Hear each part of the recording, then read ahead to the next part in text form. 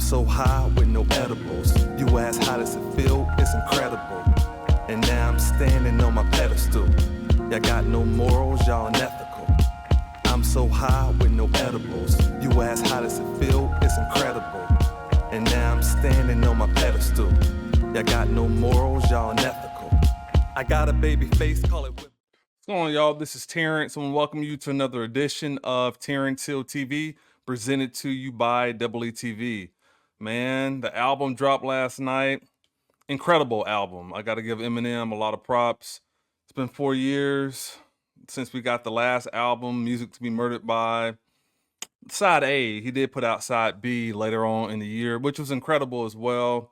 Then 2 years later, which was 2 years ago, we got Curtain Call Part 2, which is basically like a greatest hits album, but it did have a couple new songs on it as well that I enjoyed. But man, I thought the wait was worth every day of it. It was incredible. Before we get into the review of the album, be sure to hit that like and subscribe button. Also hit that notification bell as well.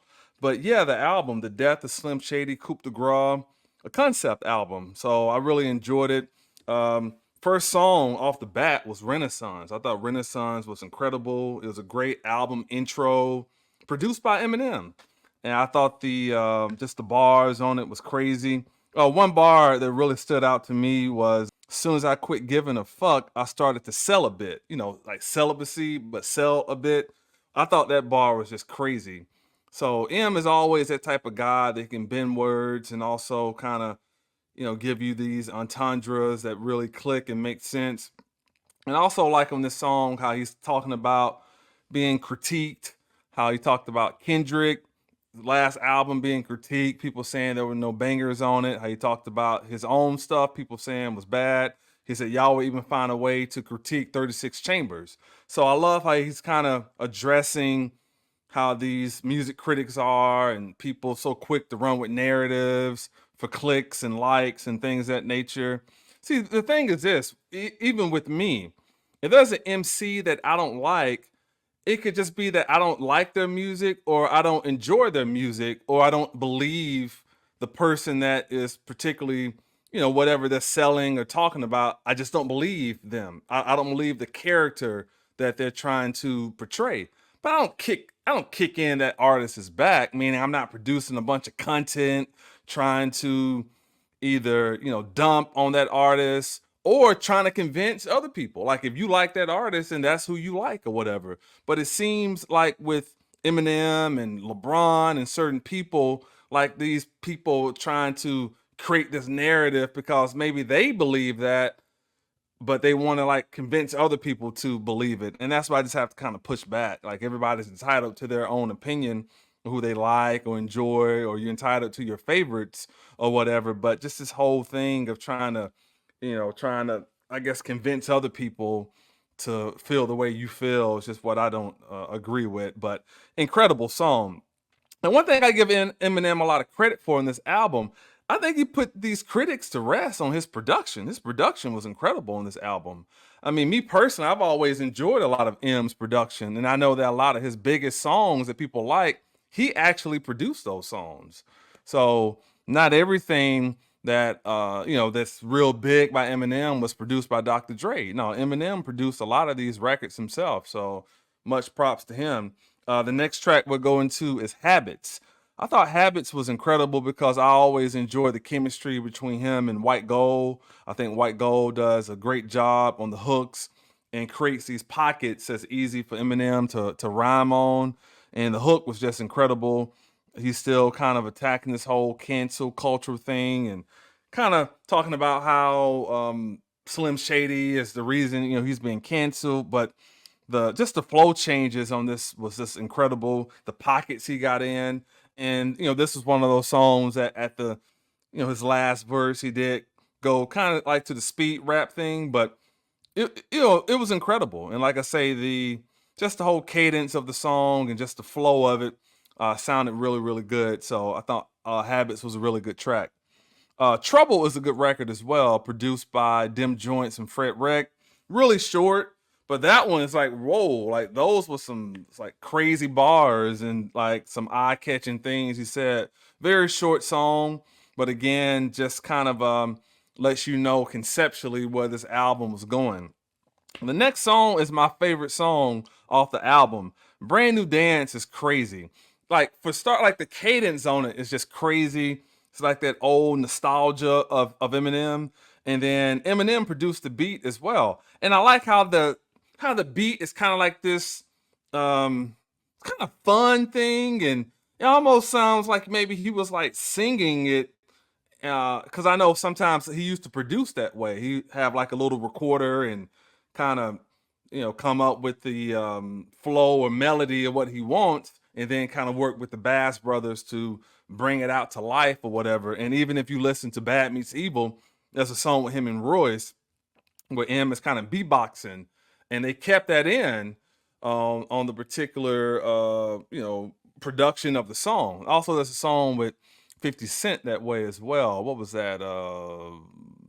Was it Jimmy Crack Corn or another one of those records off of the there was a compilation album, the Re-Up. Yeah, the Re-Up album. That's a song with 50 Cent that way as well, where you got Eminem kind of doing the those cadences with the with the rapping and doing all of that with this kind of beatboxing and using this voice to kind of create the skeleton of the track. That's the best way to say it. And so this song was kind of similar in my opinion, but Brand New Dance is my favorite song, man. It's just the whole I don't know if Christopher Reeves did something to Eminem or what the history of that is, but man, he won't let it go about Christopher Reeves and just the whole horse track, and the horse ad lib, and of course Christopher Reeves fell off a horse, and so it's kind of I guess if you want to say it's like a childish type of thing, but it's fun. I loved it. I thought it was fire. So it's my favorite song off the album. Incredible song. Another song that I enjoyed a lot too was Evil, because I like the hook on it as well. The hook again kind of gave me that old Eminem feel. So Evil was a good record as well. I like this bar he said to his mom. He says, "Are you proud of me yet, Debbie? I done turned my whole effing life around, but I'm just thinking, because I turned out so effing evil." In other words, he's saying I turned out just like you, meaning, being evil. But yeah, this is a good song, produced by Don Cannon and Cube Beats. Oh, another bar that was crazy too. He says, "I think I gave Skylar Gray hepatitis A." I just shook my head when I heard that bar. But I loved how he, just kind of went down the rabbit hole of what he wanted to talk about. Again, another great hook as well. Next up, man, we got a song called we got a skit right there after Evil, and then we get to a song called Lucifer. And this song here is featuring Sly Piper, who is an incredible artist. Him and M have done some songs in the past. He's signed to Aftermath, so he's done a lot of work with Dr. Dre. And he's one of the guys that Dre uses to do a lot of hooks and things of that nature. He was also on Snoop's gospel album, the Snoop Presents the Bible of Love. Those two songs that he was on, which are the two best songs on the entire project of that gospel album that Snoop Dogg did. So yeah, Sly Piper is really dope, incredible artist. And you can really feel the spirit of just the spirit when he sings. 'Cause I know I really felt it when he was singing on that Bible of Love album of Snoop. So I've always enjoyed Sly Piper. Thought he's an incredible artist. This song here, another bar. He says, "They say I don't know the struggle no more. That's a joke, bitch. The fucking elevator in my mansion's broke. I have to walk like half a block to get a can of Coke." I thought that bar was just crazy, talking about being rich.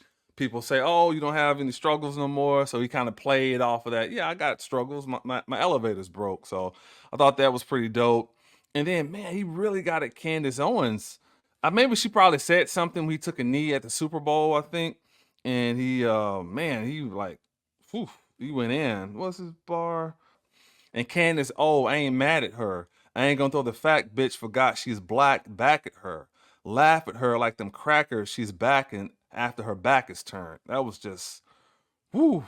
I was like, okay, M, man, But again, when Eminem gets with Dre, he's always gonna just pull like some really hard bars out. And I thought he did that very well on this song. Good track. Antichrist. Antichrist was interesting because just the whole concept of Antichrist. He says they should arrest me for my testes, the biggest in the southwest, east, north, and catching be, having with extreme lengths and steps being took to suppress things. Trying to get seen with Ben Affleck, me, and Seth Green hanging on the left wing of Jeffrey Epstein's jet screaming, "Hey, don't forget me." I was like, whoa. I mean, just crazy bars. And he's got some more. And man, like he really like went in on Diddy a couple, like 3 times on this album. This bar here was crazy as hell. He says, ghastly and insidious as me or spitting as nasty. Next idiot asked me is getting his ass beat worse than Diddy did, Cassie. But that part was not, said. It was kind of silent there. But on the real though, what? She probably ran out the room with his effing dildo. Come here. He's trying to field goal punt her. She said, chill, no. Now put it back in my ass and get the steel toe. Oh my God, man. I mean, he's going for blood on here. He's going for blood on here. And another, favorite part of my song was towards the end when Bizarre came out of nowhere. So I thought that was dope, man. I love Bizarre. Bizarre always talking crazy and just got some of the craziest bars in the world. So I love that whole concept when Bizarre came on the song. Thought it was fire.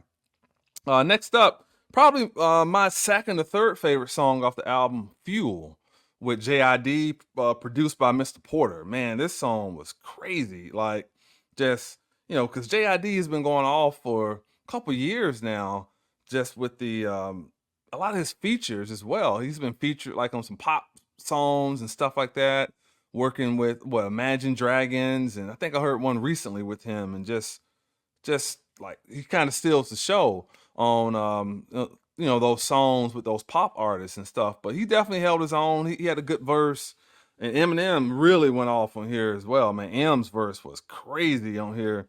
He says, "I'm like a rapper, yeah, got so many essays. Wait, he didn't just spell rapper and leave out the P, did he? Like Diddy, yes, Diddy, Puff Daddy. He's talking about R.I.P. Rest in peace, Biggie and Pac. Both of y'all should be living. But I ain't trying to beef with him, nope, because he might put a hit on me like Keefy D did him." Man, that was crazy. Because you remember when he did Kill Shot at the end, when he had the bar towards Machine Gun Kelly. Man, the day you put out a hit is the day that Diddy admits he put out the hit that got popped. Man, so he's been on one. Because I remember when Joe Budden was talking about, I talked to Diddy and Diddy said he's going to take care of it. I'm like, take care of what? Next up, we got Road Rage, produced by Dr. Dre and Them Joints. I like this song a lot. Just, really hard. He really went in on this song, some good bars. And I love at the end, we talked about being a juvenile, and then like the juvenile sample came on. That was crazy. But I'm not kind of surprised to hear that, because if you listen to Martian Broach's album, a lot of that was happening. So that was pretty dope, what Dr. Dre did on the production there, and just how it just kind of flowed. Em really snapped on that. I wouldn't mind hearing Eminem just kind of go off on that juvenile beat. It was so hard. Then we got Houdini, which has already been out. I don't have to talk about that one. But I will say Houdini was mixed by Dr. Dre. So that was dope. And, Eminem produced that one as well. Okay, then we have a song called Breaking News. Oh, okay, Breaking News is a skit. So we get the skit of Breaking News. And then we get Guilty Conscience 2, which was produced by Eminem, Dem Joints, and Fred Wreck. So Dem Joints and Fred Wreck, incredible guys. They're part of Dr. Dre's ICU team, which is some producers on Aftermath. Incredible. Eminem really went in on this song. It's like a concept of Marshall or Eminem going back and forth against Shady, and basically saying that Shady is responsible for all the controversial bars and lyrics and stuff that he said and being canceled over the years or whatever. So dope song. I thought Dr. Dre would be on it, since they had Dre on the Guilty Conscience 1, but still, I still thought it was a good song. Then we get Head Honcho featuring Easy Mill, produced by Eminem. And I think Easy Mill did some production on here as well. Love the verse from both guys. I thought both guys really did a good job. Then we go to Temporary, which was produced by Skylar Grey. So it's good to see Skylar on here because I think Skylar and Eminem make good music. And this is a good song. This is a tribute to his daughter. It's a touching song for me because I lost my father. So this song here, he's rapping to her as if he had passed already. And he has 2 other daughters, but he made this one because he feels like Haley would take it the hardest and basically, telling her to move on with her life and let him go and all that, which, this just doesn't happen though. You know what I'm saying? Like to this day, it's been 4 years since my dad died. I still think about my dad all the time. So yeah, but that's a good song, good concept because we know, death is going to happen to all of us. So just, some things he wanted to get off his chest and let her know how much he is proud of her and loves her. Beautiful song. I liked it a lot. And Skylar always sounds good. So good song. All right, so Brand New Dance is my favorite song on the album. I'll say this is my second favorite, then Fuel. But this song here is, that one is crazy. Again, White Gold and Eminem. It's just crazy. Like the beat, the hook, and the cadences on this song were incredible. Now, Eminem, seriously, like he really got to get a lot of props for his production on this album. This beat is crazy on this song. The cadences were crazy.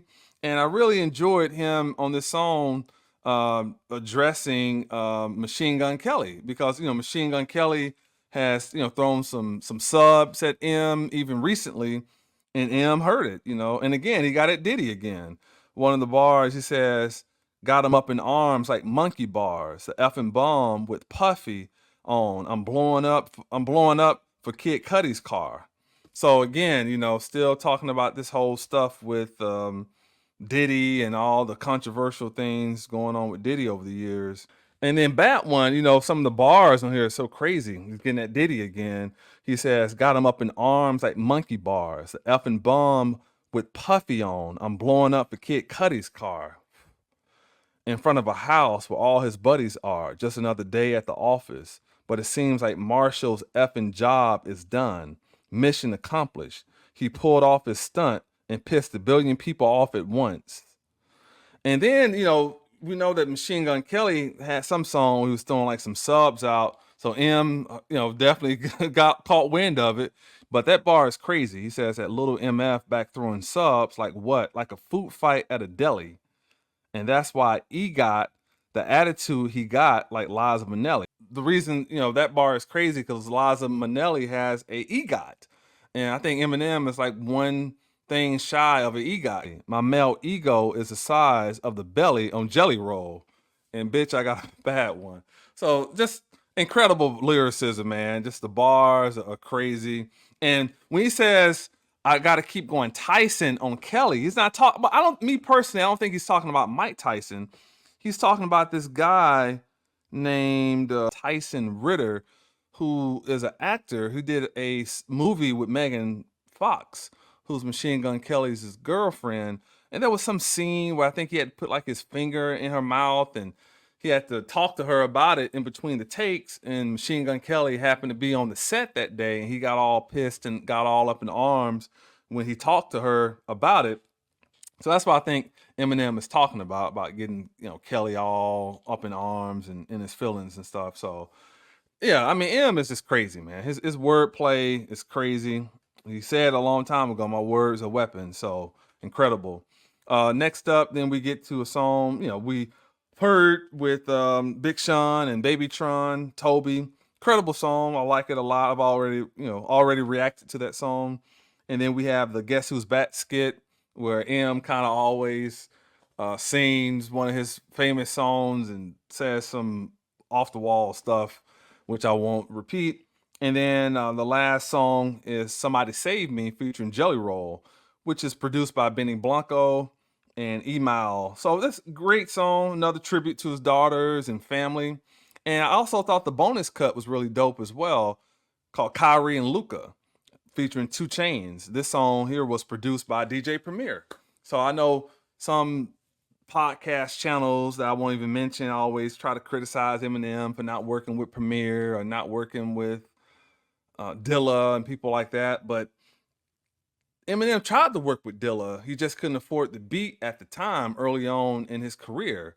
And then once he got on, he just was, locked in with Dre and locked in with producers that he was working with or whatever. But we don't know how things worked or whatever. Maybe just the timing wasn't right or whatever, or whatever. I know Eminem has a lot of respect for Jay Dilla, and him and Premier. Premier he did some cuts on the last album on one of the songs. And then also they've definitely, collaborated on some freestyles and things of that nature. So obviously Eminem and Premier have a relationship. So again, that's just people with their assumptions and just ignorance, basically. But yeah, so again, incredible album. I think Eminem really did a great job, executed fire. I mean, it's fire. This is, like, in my opinion, this is definitely the best hip hop album of the year that I've heard. Album wise, yeah, this album, Marsha and Brosh's album, are incredible. So these are my 2 favorite albums of the year. But definitely, it's a lot of good music out this year. I still think 21 Savage has a good album. What else have I heard this year? I liked. I'm gonna react to and listen to Common and Pete Rock's album later today. So look for a video tomorrow about that. Want to sit on it for at least a day before I just give a reaction, even though I have reacted to one of the songs off of the album, All Kind of Ideas. I know Pete Rock saw my reaction. So yeah, can't wait to check it out. I think Pete Rock is an incredible producer. Common is a legend. Pete Rock's a legend, so I can't wait to check out that album, The Auditorium Volume 1. Check it out if you haven't. And then also we got Nas and Premier coming this year. We got Snoop and Dr. Dre coming. A lot of good music out. We got RJ Payne. His album is really good. We got Big Hit, Hit Boy and the Alchemist, Blacks and Whites. Incredible album. So there's a lot of good music out. So drop a comment in the comment section what you think of this album, and also what are some other good albums that you've heard this year. Let me know your thoughts in the comment section. Before we get out of here, if you want to follow me on other platforms, you can find me on Instagram at Terrance Hill the Great, Facebook Terrance Hill, Snapchat T Hill the Great, X, formerly known as Twitter, I'm in the hills, TikTok Elevate with Terrance. And if you want to donate to our efforts over here, the Cash App is Terrance Hill Music. Again, the Cash App is Terrance Hill Music. I have 2 websites, EETV.com. Again, EETV.com. That stands for Epic Elevate the Vision.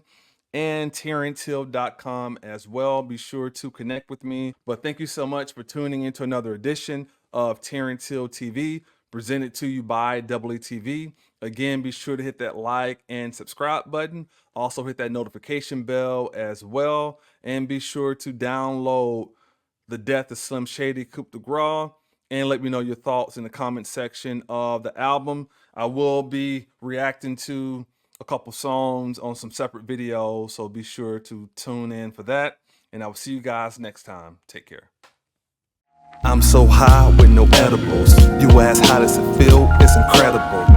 And now I'm standing on my pedestal. Y'all got no morals, y'all unethical. I'm so high with no edibles. You ask how does it feel? It's incredible. And now I'm standing on my pedestal. Y'all got no morals, y'all unethical. I got a baby face, call it